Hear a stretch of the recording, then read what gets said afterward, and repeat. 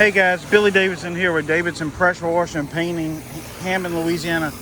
In this video here, we're going to talk about post-construction cleanup. So forgive all the background noise, and we in a really big rush. So I'm going to give you a quick walk around and tell you how we've done this, about what you can charge for this, and then I'm going to lead you to our resource page, BillyDavidsonVIP.com, if you want to start landing some of these post-construction or either new homes that's only been lived in about 6 months and they need some of this stuff cleaned up. So we're gonna go through a bunch of things real quick. Again, forgive the background noise and the bad camera work. So we're gonna just go through some things because I know this can make you money, and I'm really busy, so I wasn't gonna make this, but I know this is important, so I'm gonna go ahead and throw this together for you. I'm not gonna edit anything out. This brush right here, guys, we got this from the local AutoZone. A lot of guys want to know what's my favorite scrub brush. This is it. You can put a water in here. This is an on and off lever. If I can pick it back up.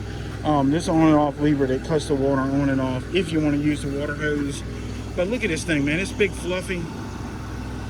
Looks like Apex's head when he don't get a haircut. So anyway, that's the brush I use. Now, post-construction or new construction cleanup. Now, this also applies to if you have a home that's been lived in for, let's say, 4 or 5 months. They buy the house, they move into it, the contractor doesn't do a ton of cleanup, they don't.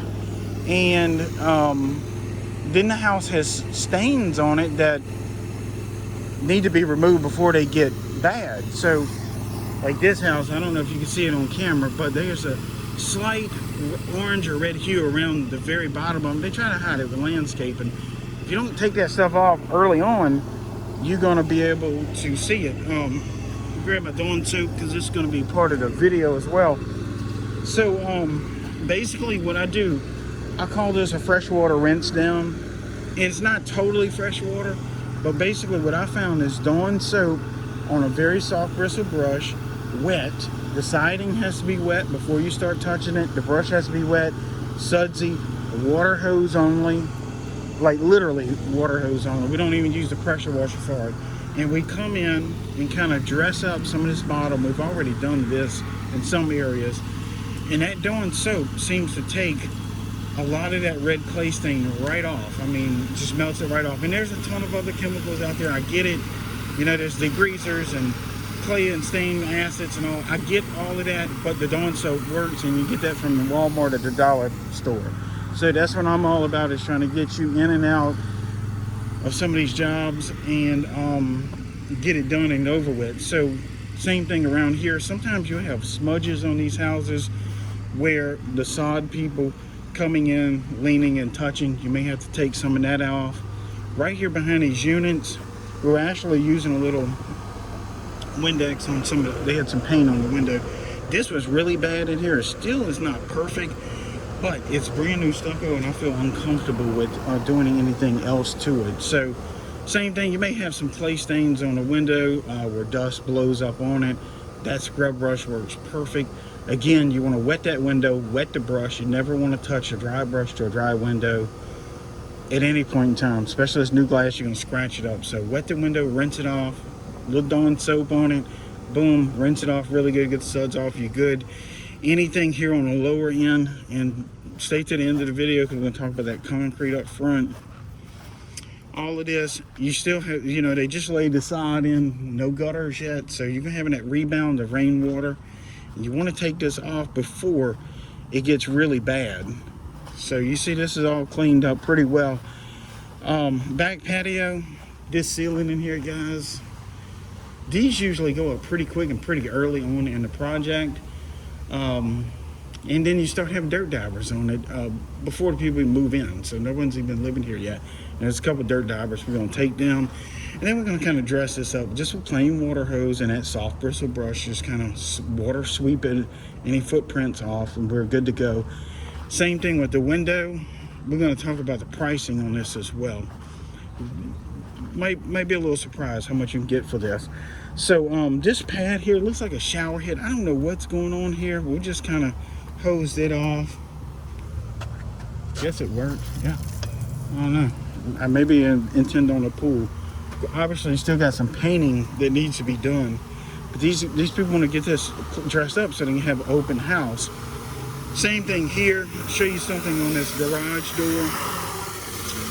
Obviously, these go up usually pretty early on in the construction phase, before the driveway is even in. Sometimes the garage door's up, and again, you get rainwater coming down, hitting your clay or dirt or whatever they have down and bouncing back or rebounding back onto the driveway. So getting to this surface cleaning, walk y'all over here. This is a big culprit of clay stains before the landscaping is done. Again, you get all that water bouncing back, and we're still going to touch this a little bit. It was way worse than this. I'm going to try it again after we surface clean, see if we can loosen it up anymore. But this would look like this house went knee deep in mud if you don't come in here and clean this up. It'd stay. You know, they'd have to repaint the house to get rid of it. Now, there are some chemicals out there that do fairly decent on it. Now, if this was red brick, I wouldn't be all that worried about it. But with it being white stucco and white brick, it's real important that you get this off early as you can, so you don't have to use very harsh chemicals. This driveway was horrible. I should have recorded where I washed this stuff down, but I'm going to show you the process. Guys, again, this is just raw footage behind the scenes. If you like this type of stuff, hit that like button. That'll let me know you want to see the real deal. And this is how I do all my training courses as well, all real deal stuff. So I washed this driveway down. I had all this loose clay on it. Basically did it with a soft fan tip, pushing about 5 gallons a minute just to get it to come down, because I didn't want to surface clean through all that grime and stuff. And it was, you know, we got it all out there right now. Now I'm gonna have to get it off the street because this can track back in, but I'm gonna just wash it off into a low-lying area right there. So basically, when I surface clean this driveway, I did go ahead and pre-treat it with about a 3% sodium hypochlorite with our skid. No particular reason why I did that other than just kind of killing some of the organics, help loosen some of that stuff up, had a little surfactant in it, and then let it sit 15-20 minutes. So basically I rinsed all the clay off with fresh water, pre-treat it with the sodium hypochlorite, and now we're running a surface cleaner across it, moving much faster than we normally would, but at 40% power. So I have basically a 13 gallon per minute machine, 40% power. So I'm somewhere around, you know, that 5 or 6 gallons per minute. But more importantly, my PSI is lower on the machine because I got the RPMs lowered on the engine. And this 24-inch surface cleaner has a 3-tip spray bar with 2504s in it. So they 25 degrees with 4 gallons per minute per tip. So it gives me my 12. But it's 25 degrees, and I got the machine cut down to less than half power. And Apex's instructions to rock and roll on this: don't be hovering over it. In addition to that, even when you stop and pull the trigger, I'm gonna get him to demonstrate that here in a second, you could cause damage to this.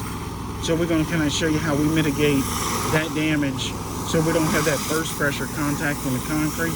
Let's see if he can get it done here. Hey, Apex.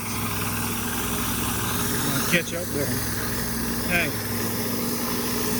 stop for a second.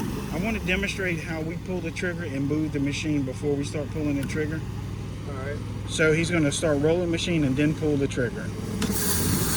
Alright, you see that what that does, that causes that pressure to be spread out over a few feet other than sitting in one spot. So think about that. If you pull that trigger while that thing's sitting still, you're going to get that burst pressure on this brand new concrete, and could pop some up. So make sure you pull the trigger after the surface cleaner's moving.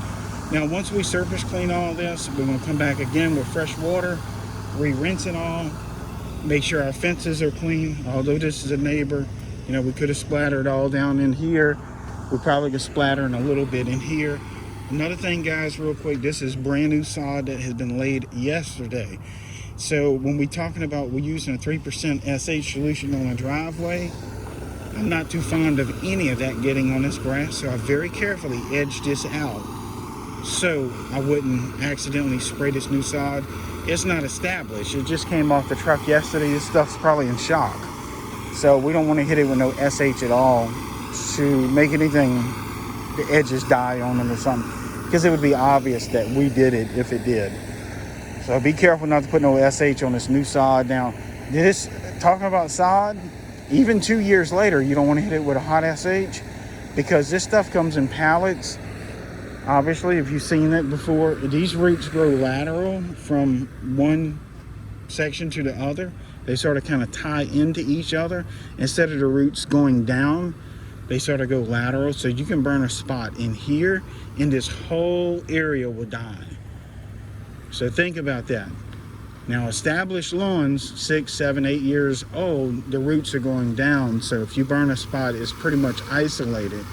But this right here, if you drop some SH here within the first couple of years, you may burn way over there by that ditch, because all these roots are interconnected, because this stuff's only so thick, and the roots are going to go lateral instead of going deep for the first couple of years. So just be careful with that. I've seen it happen where someone spilled a half a gallon here, and pretty much all of it was burnt.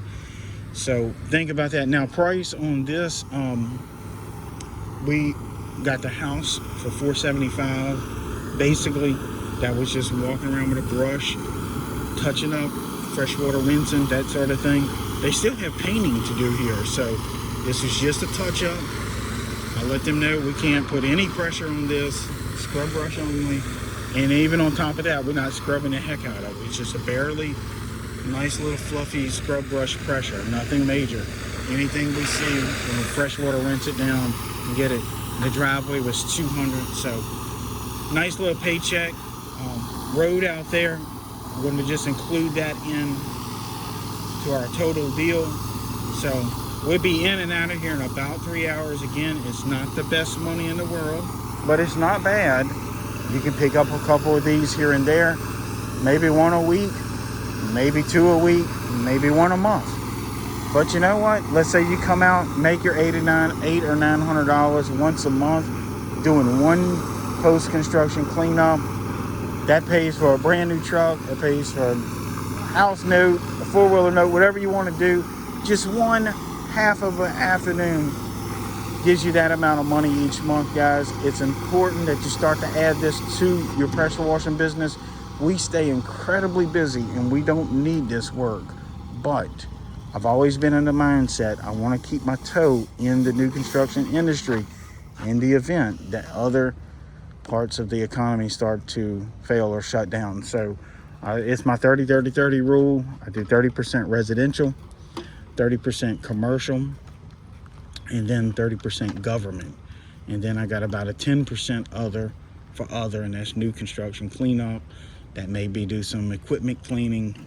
Just always keeping my toe in each little pool of the sector of the economy to keep this thing going in case we have, you know, a big shutdown, COVID-19 or something, who knows. So keep yourself spread out. Tell you one little trick. You can also go to BillyDavidsonVIP.com and check out how we land some of these post-construction cleanups.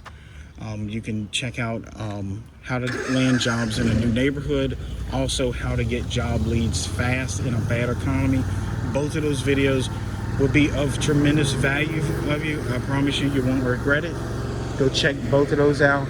But one little extra bit of information I'll give to you at no additional cost of watching this video is if you take a flyer and put on the inside of these portable toilets, you can start to pick up some of this construction work, this post-construction cleanup. But also we got tons of other techniques in those 2 training videos I mentioned just a second ago.